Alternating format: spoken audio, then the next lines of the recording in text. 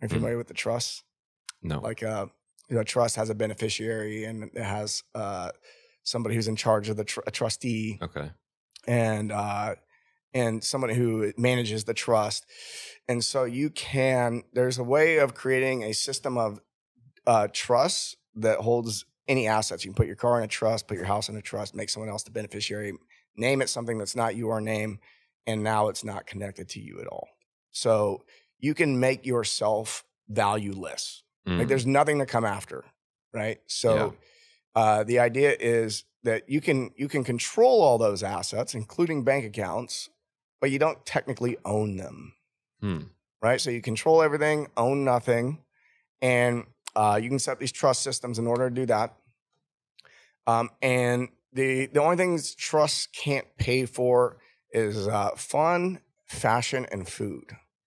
So you pay yourself enough for fun, fashion, and food, and that's the only thing you're going to be taxed on. And if someone comes after you, there's not much money in your bank account.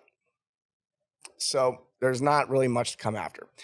The ultra wealthy use trusts, right? And the only reason we're not educated on it, like no one ever told you about a trust, right? This is the first time you're hearing about it, is the government gets zero benefit from you knowing about these trusts. And it's worked into the Constitution. The Constitution says basically, this is the one thing that stands outside of, like, government really can't impact this. It can't come after it. Somebody sues you. Somebody in the government can't say, well, Taylor needs to give this trust to this other person.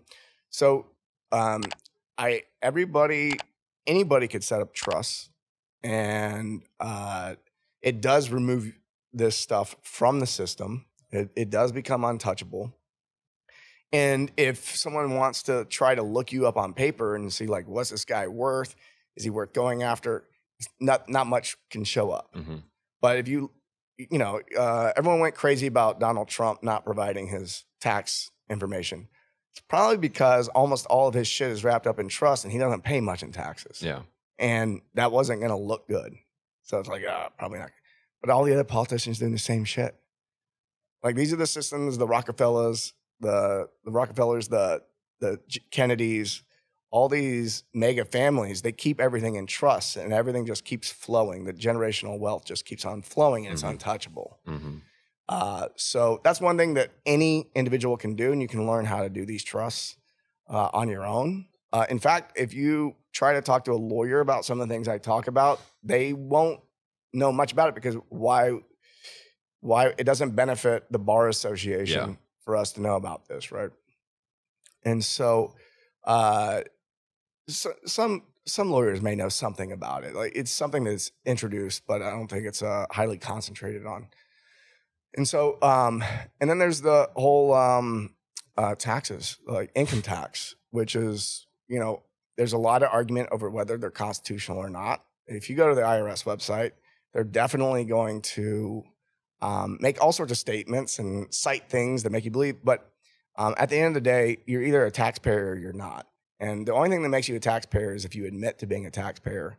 And the first time you filled out a 1040, you agreed that you were a taxpayer and you signed that, and now you're in contract. So now the laws do apply to you. But there's a way, which I'm investigating right now, to basically send them a letter that basically says, take me off the taxpayer list. I'm not doing that anymore. So I'm looking into that. I haven't done that yet.